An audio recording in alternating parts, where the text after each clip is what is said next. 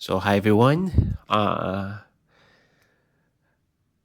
Life update tayo ngayon kasi nandito ako sa Bangkok, Thailand kasi I need to go out dahil mapapaso na yung Pasko sa Singapore. Baka ma-flag ako ng immigration. So, I need to go out. Then, 1 week ako dito sa Bangkok, Thailand.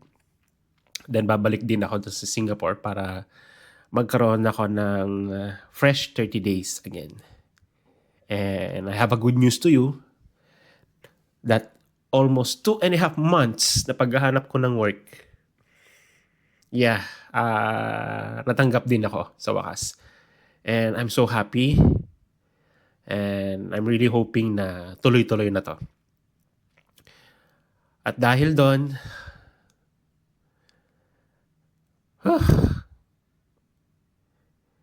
it was a big relief talaga. And I'm so speechless. Then, today, pag-uusapan natin yung culture shock ng Singapore. And meron akong 5 examples na pwede kong i-share sa inyo para if ever man, pupunta kayo doon sa Singapore, mamamasyal, para hindi na kayo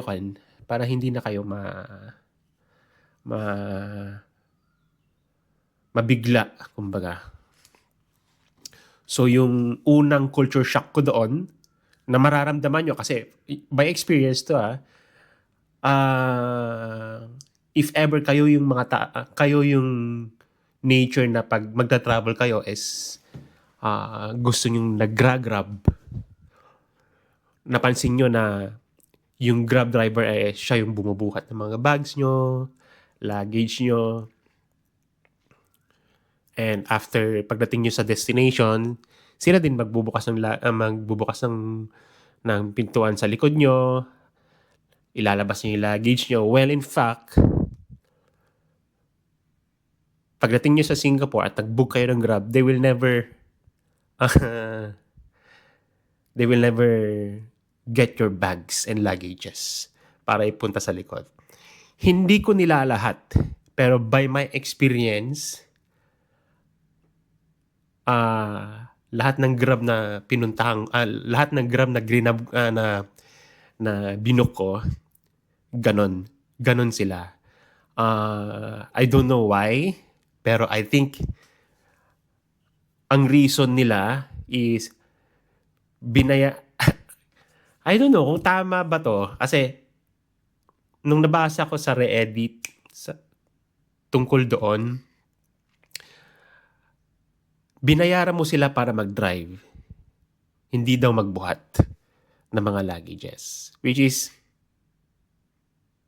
I don't know. Nakaka-weird lang kasi sa dami kong napuntahang bansa, sa Singapore ko lang naramdaman yon. Kasi, like, for example, punta ako ng Malaysia noon, nag-grab ako, I went to the hotel na binook ko, lahat sila, I mean, yung Grab driver, sila mismo kukuha ng bag, sir. Parang kami na ilalagay namin sa luggage, sa likod ng kotse. Until pagbukas ng pinto, lahat ganon. Same din same din doon sa Indonesia, same din sa Hong Kong, everything. I was, okay. So parang nanibago ako nung pagdating ko dito sa Singapore. I was waiting to lalabas sila para ilalagay ko yung luggage ko sa likod. And they will never do that. And yun yung isang culture shock ko.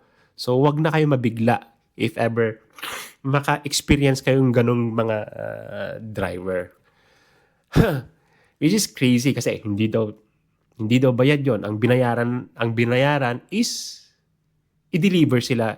Binayaran nila is maging driver lang, hindi maging katulong. Weird. Tapos, second thing is chop. Kung alam niyo yung ibig sabihin ng chop, ah, for example, okay. For example, pupunta kayo ng isang kainan, okay? Or isang karinderya. At nakita niyong ah, marami ng tao sa loob, and then may nakita kayong table na may panyo, okay, or anything, panyo, card, bag. Ibig sabihin no, naka-reserve na yon. So wag na kayong uupo doon. Dito sa Singapore, ganun doon, especially sa mga hawker. Ang dami nilang iniiwan. Panyo, tissue, wallet, cellphone. Ba't nila iniiwan yon? Hindi ba mawawala yon? Sabi ng mga friends ko, hindi mawawala yan. Parang kultura na nila ata dito sa Singapore na ganun yung style nila para for reservation ng mga seats. So, yeah, medyo culture shock din ako doon kasi we Filipinos, pag nag-iwan tayo ng mga gamit doon sa table, either may uupo o wala na yung gamit mo.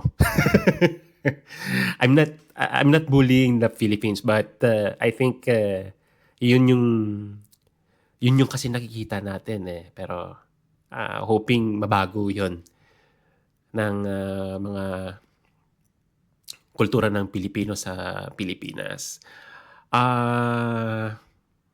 Yeah, so ingat lang, okay? And then the third one will be ano pa ng mga experience? Meron pang isa eh. Yeah. Yung nag-uusap kayo ng malakas sa loob ng transportation, like transportation sa bus, transportation sa MRT. Now,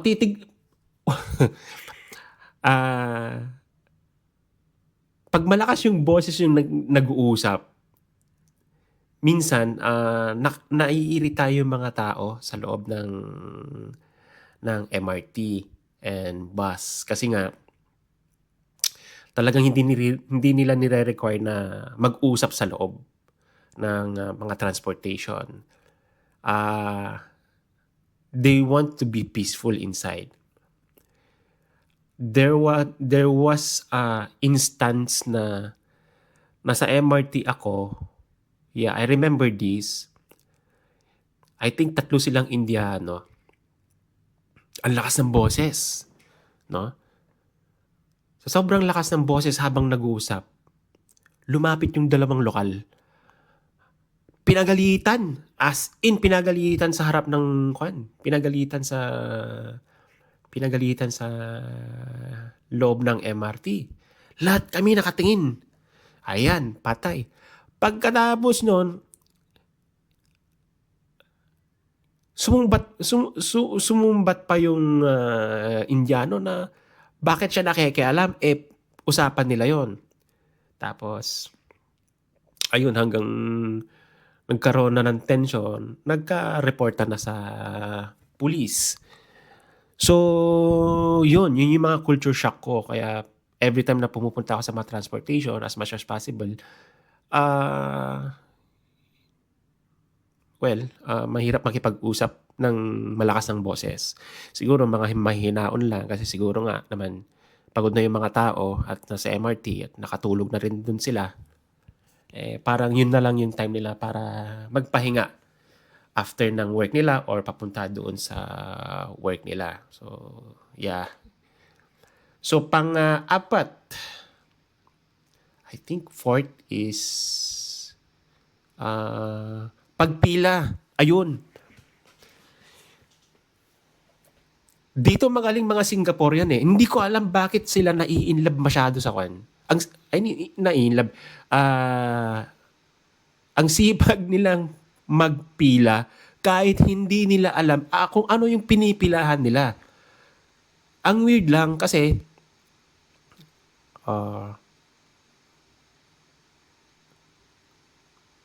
bago yung restaurant or anything na establishment, pinipilahan ka agad. Wala pa yung establishment, wala pang review. As in pila, ang haba ng pila. And then, syempre, ako as Filipino, pag nakakita ako ng mahabang pila, hindi na ako pipila. Pambihira naman. Bibili lang ako ng drinks, tapos ganyang kahaba yung pila. Sayang lang yung oras ko. Pero sila, they love to queue. So, isa rin doon yung mapapansin nyo pag nandito kayo. Nandito kayo sa Singapore. They don't care about gaano kahaba yung pila. Basta may bago, banat, pila, ang dami nilang oras. Grabe. So, yeah, yun yung mga mapapansin nyo sa Singapore. So, next will be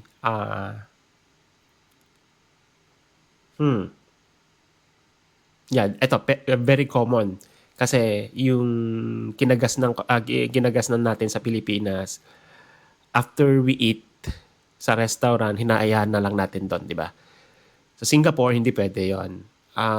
After you eat, ayusin mo yung pinagkainan mo at ilalagay mo sa tray, and then ipupunta mo doon sa tamang lugar kung saan hugasan ng mga plates.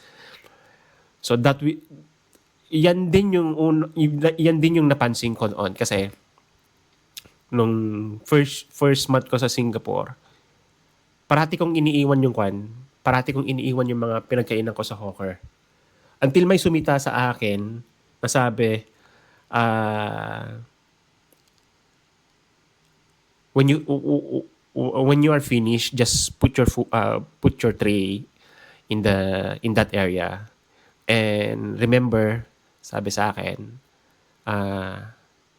sanayin mo na kasi ganito dito. You need to clean your table before you go. So, yun. Mula noon hanggang ngayon, ganun na yung ginagawa ko. There was instance din, dahil dun sa culture shock na yon, na nasanay ko na sa Singapore for almost 8 years. I was in the Philippines, sa province namin. Lahat ng family nandoon. And then, nasa McDonald's kami. Ang haba ng usapan, siguro 2 hours kami nag-uusap doon, tawanan. Until, tara na, let's go na. So, nauna na sila. Tumayo na sila. Di tatayo na ako. Medyo, alam mo yung na hindi feeling nakokonsensya eh. It's like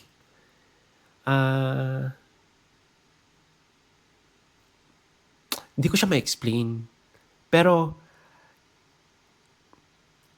hindi ako makatayo pag hindi malinis yung table. So ang ginawa ko doon sa McDo, nung lumabas na sila lahat, ako na lang pala hinihintay nila. Kasi ang ginawa ko, naglilinis ako nung pinagkainan namin sa McDonald's. 6 na table yun. Tinutulungan ko na yung tagalinis. So, tinitignan din ako ng mga tao. At least, after nun, I feel na, I did something, parang I accomplished something na nakakaiba, na hindi kinagisnan ng mga tao sa probinsya namin. So, parang nagkaroon ako ng magandang lesson para sa kanila. So, yeah. Pagdating yun sa Singapore, better clean your tables before you eat. So, yun lang yung mga, I think marami pa, pero yun yung mga common culture shock ko sa Singapore. And later, I will go out para kumain kasi, well, this is Thailand. Masarap daw yung pad thai at saka nga mura yung mga food nila. So, as much as possible, hindi ako kakain sa mga restaurant. Kakain ako sa mga street foods. And andito ata yung sikat na chef sa street food na meron siyang Michelin star na si Jai Fai ata yun. Yeah, Jai Fai. So yeah, pupuntahan ko rin siguro yon. And yeah, I'm so happy na kakuha na ako ng work, and I'll wait for my pass to be approved. And don't worry kasi I will continue this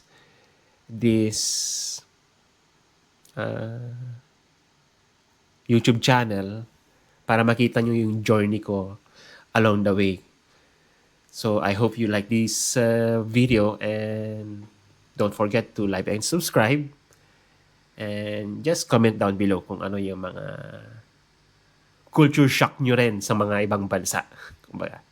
And maybe you can share with me, and para makapag-comment din ako. So hope everyone is safe, and yeah, see you guys around again. Bye-bye. See you.